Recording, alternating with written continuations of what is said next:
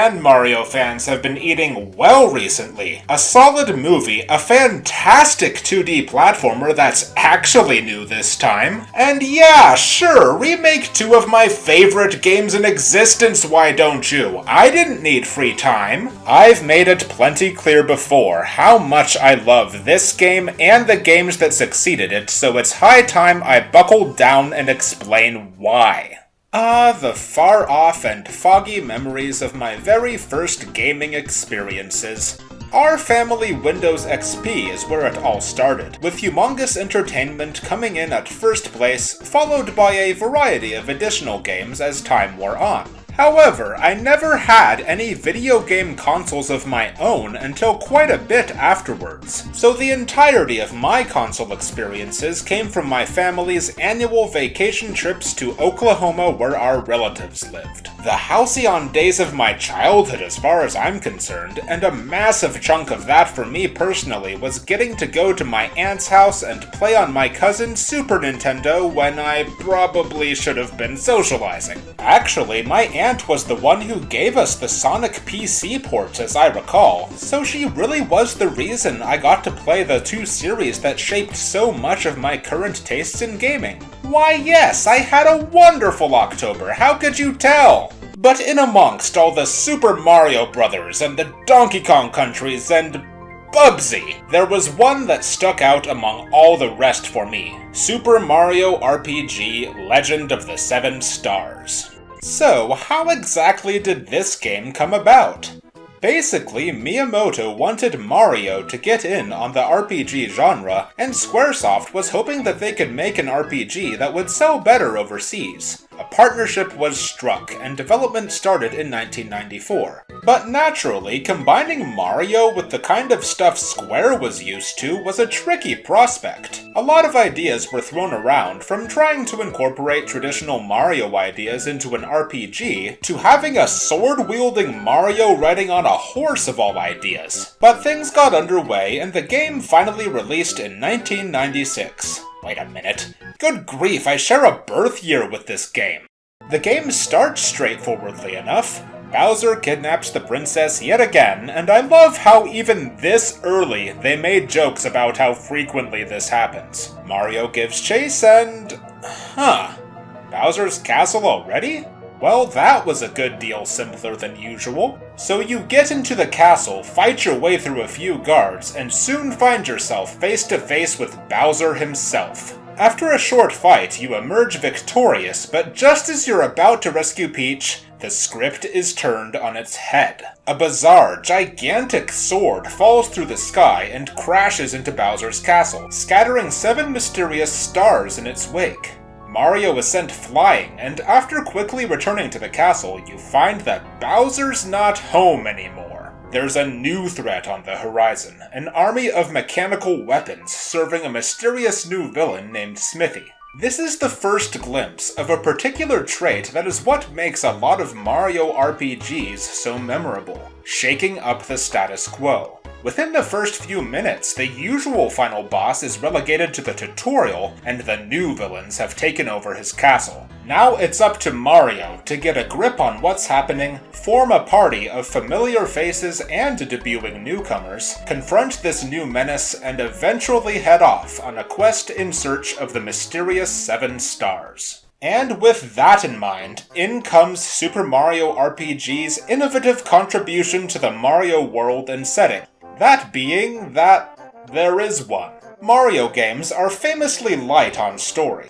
The setting and characters were essentially just window dressing for the colorful obstacle courses you jump around in, which worked well for platformers, but RPGs require more than that. And this game delivers. Characters speak more than one line of dialogue at a time now. There are towns with people in them, different places with different inhabitants. All very basic things in the end, things that absolutely had to happen if Mario was to be in an RPG, and things that the usual Mario games would go on to do themselves. But for the Mario series, at this particular point in time, this was something brand new. And to top it all off, the game's writing is really fun. The English localization was done by Ted Woolsey. I know that name's a red flag to many, but while I can see why people would dislike his somewhat goofier writing style in a more serious game like Final Fantasy VI, Super Mario RPG is a whole different ballgame. The game's wacky and lighthearted, flaunting the kind of offbeat humor and colorful personality that I would go on to be a big fan of, and Woolsey's style fits the game like a glove, even if he does go off the original script at times, and certain translation choices being questionable. Visually, the game is... well, I've waffled back and forth on whether or not I think this game looks good by SNES standards, and I'm still not sure. Part of the problem does come from the display. For those not in the loop, screen displays have obviously changed a lot since the old CRT televisions. The graphics for games of that era were made with things like CRT scanlines in mind. Some games still look just fine on modern displays, but for others, certain visual effects just plain don't work anymore. And Super Mario RPG does fall into the latter camp. The pre-rendered graphics were meant to give the game a pseudo-3D look, and this effect is a lot smoother on a CRT display. But even when taking that into consideration, there are other games that are up against the exact same problem and simply look a lot better. However, while time might not have been kind to the graphics on a technical level, the game's charm is timeless if you ask me. The characters are vibrant and expressive, the effects work is very nice, and the environments are colorful and memorable, even if they are floating in a weird blue void half the time. But I think the enemy designs stand out the most on account of them looking uniquely bizarre. You get your usual Mario enemies, of course, and enemies that sort of look like Mario enemies if you squint hard enough, but then you get these and those and that? Glad to see the remake is keeping them as is, because it just wouldn't be Super Mario RPG without a random and completely unexplained elephant skeleton enemy. So, onto the gameplay. How'd they combine this and this? Well, they followed a game design philosophy that stuck with the series for years to come. Simplify the RPG elements and mix in some action. The world map is a good place to start. There's no interconnected overworld to explore like in most RPGs. Instead, everything functions more like a traditional level map would in a Mario game. You enter a dot on your map, do what needs doing in it, and move on to the next one. Everything from towns to dungeons to levels are accessed this way. While this does cut down on the exploration, it was a sensible choice for a Mario RPG, especially the first one. It's presented in a way a Mario player would understand, helped along by the simplification of the RPG mechanics. I really have to give some credit to this game's battle UI. It's so simple but effective. RPG menus can be daunting to navigate for newcomers, but Super Mario RPG simplifies it beautifully. When it's your turn, buttons appear around the active party member. A for attack, B for defense, Y for special attacks, and X for items. When 6-year-old me can understand it, you know you've gotten it right. The magic system is also interesting in that the whole team shares a pool of flower points, which are increased through finding items rather than leveling up. Equipment is kept fairly basic, there's no elemental resistances or weapon traits to keep track of, and the game overall is kept quite simple. But all of this revolves around the quintessential contribution Mario made to turn-based RPG combat: the timed hits, or as they would eventually be known, action commands.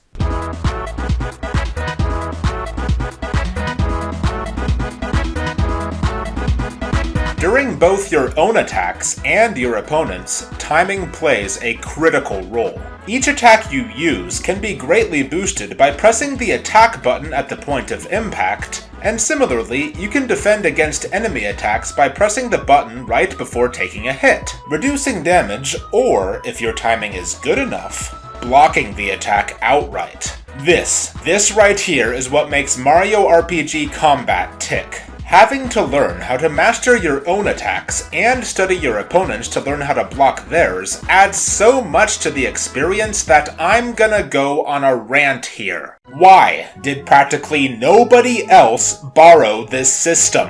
I know there are heaps of action RPGs out there, which is great, but I'm talking about turn-based games with timing elements in them. Square pioneered it over 2 decades ago and has, as far as I know, never touched it again until now. Anything else that used it is typically a Mario RPG or something taking very direct inspiration from a Mario RPG. Beyond that, well, there are a few that did something like it, which is great, but it hasn't been done much from what I can tell. Until recently, that is, and I can only hope that Sea of Stars sparks some interest in this subgenre, because it really is something unique. Give me a Dragon Quest spin-off with action commands, I'll buy 3 of them. All of these things brought together make a very unique game that blended the strengths of Mario and traditional RPGs excellently. But what made it so special to me that it still rates as one of my absolute favorites all these years later? Let's start with the big one.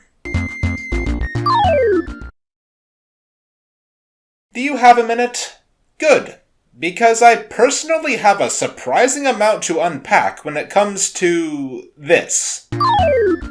Why, you may ask? Sheer novelty factor. Might be an odd thing to bring up, given that when I first played it, I was still too young to know what a genre was, but this was completely uncharted territory for me. It was my first time seeing an RPG battle transition, and it fascinated me. I wasn't just jumping on an enemy and calling it a day, there were blows being exchanged and numbers appearing. I had no clue what was going on, and I wanted to know more. And I think this was one of the chief reasons why this game, out of all the ones I had to choose from, felt special. This was the only RPG in my cousin's collection, so for quite a long time, it was an incomparably unique game for me. And beyond that is just how much this game expanded on the Mario world in general. I think the new characters are what really stand out. Toads going from identical background characters to a full-fledged population, along with all the other inhabitants that complemented them, a host of interesting new villains to combat, and then there are the playable characters. Mallow and Gino were fantastic new characters that I wish we could have seen more of, but sadly they didn't stick around in the long run. What did stick around is how the usual cast was treated. Mario was more animated and livelier than ever before, Peach went from damsel in distress to playable heroine, but of course the spotlight was well and truly stolen by the Koopa King. I love what they did with him here. Having the rug pulled out from under him by Smithy forces Bowser to team up with Mario for the first time in the series' history, and he's a blast. He got an actual personality that has his loud, tough guy attitude mask a hidden dorky side, and this characterization stuck with him beyond this game and is still seen today. Overall, I just love this game's more fleshed out and realized vision of the Mario world, and to be honest, I simply wouldn't care nearly as much about the Mario franchise if it wasn't for what this game and its successors accomplished. Of course, when I say fleshed out, I mean that by Mario standards. This is still a very simple story, but it did exactly what it should if you ask me. Simple color and charm works way better for this kind of thing than Final Fantasy level complexity. But easily, one of the greatest things drawing me into this brave new Mario world is the absolutely stellar music composed by Yoko Shimomura. She's a woman who needs no introduction, but it's interesting to note the point her career was at with this game. She'd already composed for a lot of games at Capcom and Squaresoft and achieved her first major breakout hit in the Street Fighter II soundtrack, but despite Super Mario RPG happening a good few years before the series she is most remembered for, this game is still among what she considers the 3 most significant points in her life as a composer, and it's not hard to see why.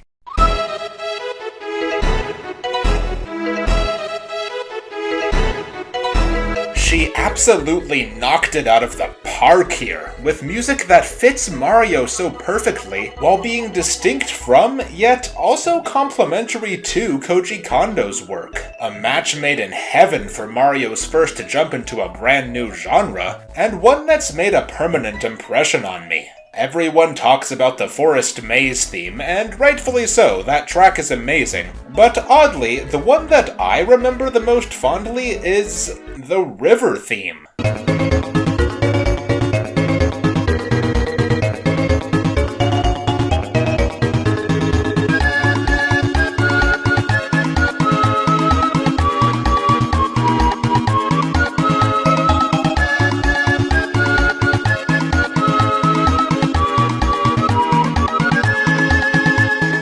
It's one of the simpler songs, but one that stuck with me as a kid and never left. And clearly, I wasn't the only one who thought that her style was perfect for Mario RPGs, because she would go on to compose for the entire Mario and Luigi series, and was brought in for some tracks on Sparks of Hope. She's back for the remake, of course, and doing it justice from what I've heard so far. I have to wonder how it felt to come back to the game that apparently means so much to her. I know I've been gushing here, but now it's time for me to lay aside my bias and nostalgia for a moment, and address the other side of the coin. What are the cons? Sadly, there are some.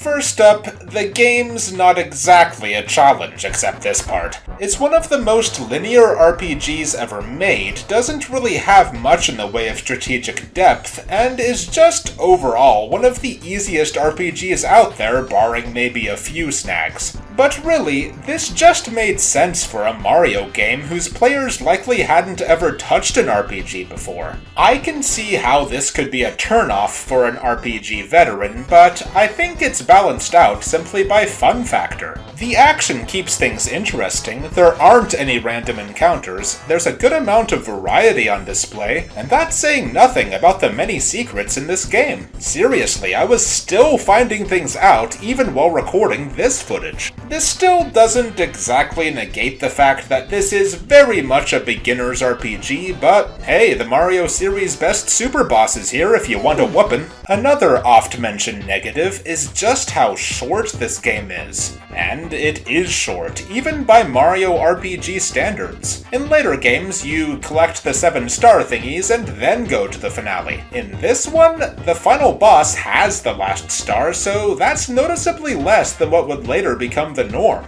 The game will run you about 15 hours, and a bit more than that if you hunt for secrets. This is minuscule by RPG standards, and you know what? Good!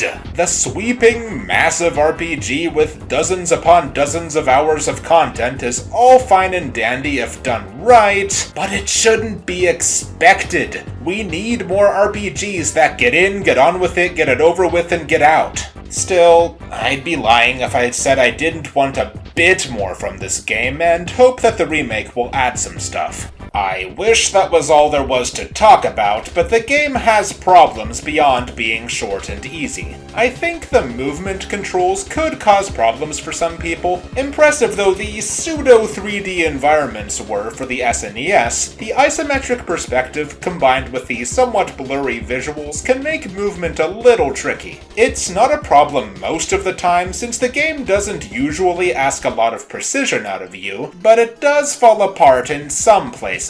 Next, the playable cast has some serious game balancing issues. You can only have 3 of your 5 characters active at a time, and put simply, when you have these 3, there is practically no reason to use the other 2. Mario is required to be in your party at all times, so let's address the others. Everything about Bowser in this game is great, except actually playing as him. He's slow as molasses, and crucially, has only 4 special moves that cost way too much FP for what they do. He hits hard physically, sure, but so do they. He's got fun weapons, though. I used to think Mallow was weak, but he really isn't. He's the most versatile mage, and is incredibly helpful in the early game. The problem is that the other 2 are just overwhelmingly too good. Seriously, if the low difficulty put you off, Try what I did this time and stick with this team. It's impressive just how far the other two leave them in the dust. Starting with Geno, there's a wealth of reasons why this star-powered puppet is as popular as he is, and combat is sure one of them. He hits like a cosmic truck, has a stat buffing move that can break the game in half, and can even instantly destroy most normal enemies and one boss for some reason. Of course people wanted him in Smash Bros. But now we get to the main event. Geno's frail defenses are supposed to be his main weakness. Bowser's high defenses are supposed to be his main strength. Both of these are rendered irrelevant and unnecessary when you have a healer as ludicrously overpowered as Princess Peach. Yes, I know the West still called her Toadstool back then, but I'm not gonna. I know a lot of people consider healers boring or a begrudged necessity in video games, but not me, and it's almost entirely because of the incredible first impression Peach left on me. Even now, with so many more RPGs under my belt, I struggle to think of a healer that breaks the game as effortlessly as she does. The kind of power her healing spells bring to the table would qualify as late-game ultimate healing spells with tremendous MP costs in most RPGs, but she gets them pretty much right away with pitiful costs attached. Even if these spells were more than twice as expensive, you'd still want to use them. But game balance be hanged, this was still one of the most memorable things in the game for me, and is at least 90% of the reason I'm a white mage main. But finally, one of the game's biggest pitfalls is how poorly it communicates information sometimes. There are powerful pieces of equipment that simply don't have their functions explained. Geno's attacks have a completely different timing window that the game never mentions, and a good number of special attacks are kind of unclear on how to pull them off, even if you delve all the way into the menu for a hint. But the bigger problem is defending. You get a cryptic message in the tutorial saying that defending doesn't always work. What the game isn't explaining is that you can't block magic attacks. Firstly, it's kind of dumb that a good chunk of the enemy attacks just ignore the action commands entirely, but the real headache is trying to figure out what you can and can't block. Most are fairly obvious. If it's got a big, long, Final Fantasy-looking animation behind it, you probably can't block it. But still, there's a bit of a gray area. Some attacks look blockable but aren't, and some don't look blockable but are. Okay, so as I was finishing up this script, I just so happened to read that this game actually does indicate what attacks can be blocked with this Star Splash effect. Would have been nice if you told me about that game! The vague information isn't a game breaker since it stops being a problem after you know what's going on, and the game's very forgiving difficulty-wise, but still, it does make Super Mario RPG a bit harder to recommend to a newcomer over its much clearer-cut successor. And I wasted way too much time as a kid trying to block these attacks to not complain about it. But with everything said and done, Super Mario RPG is an incredibly unique game that's honestly surprising for even existing, and even more surprising for having a long legacy. The game never got a direct sequel for obvious reasons, so it would have been easy for it to just be consigned to the pile of one-time Mario spin-offs. But such was not its fate, as two spiritual successors rose to take its place and forge onwards into a surprisingly lengthy spin-off series, with its own rises, falls, and endings, sadly. But wonderful as it is that the torch was carried, legal complications marked the original as a game left in the past, largely forgotten by Nintendo. But the fans didn't forget. Excellent as the successors were, the original game still had a very distinct style and flavor, and in the early 2000s especially, Super Mario RPG garnered a small but intensely dedicated following. If the lengthy and so far mostly fruitless campaigning for Geno to be in Smash Bros. Didn't convince you of this fanbase's ironclad passion, let me tell you a story about a certain Twitter user named Thinginator. In an effort to drum up awareness for the character, this guy started drawing and posting art of Gino. He did this every day, day after day, for years. Nearly 3 years into it, and with no sign of any Gino-related official content in sight, he announced his intention to finally close his gargantuan project on the 1000th day. But as the deadline came close, credible rumors began circulating about a full-on Super Mario RPG remake coming to the Switch. A Nintendo Direct came into view, Thinginator and all the rest of us braced for impact, and the fanbase collectively lost their minds with Thinginator's screams doubtless echoing the loudest. That's the reason this remake's announcement was such a groundbreaking event for some people. A game thought to be lost to the past finally came back, and then it happened all over again. Well, I may not have drawn Gino over 1,000 times in a row, but the effect this game had on me was massive. I was given my thrilling first taste of a brand new genre and absolutely nowhere to put my newfound interest. Remember, this was the only RPG in my cousin's collection, and I sure didn't own any. It took me ages before I even realized RPG was an acronym. I played a fair bit of RuneScape and eventually discovered the other Mario RPGs, but the true breadth and scope of the genre would stay at the corners of my vision all the way up until I discovered Earthbound. Then the spark was lit to flame and hasn't died yet. So with all that in mind, it really isn't surprising that RPGs have eclipsed even platformers as my favorite genre in gaming.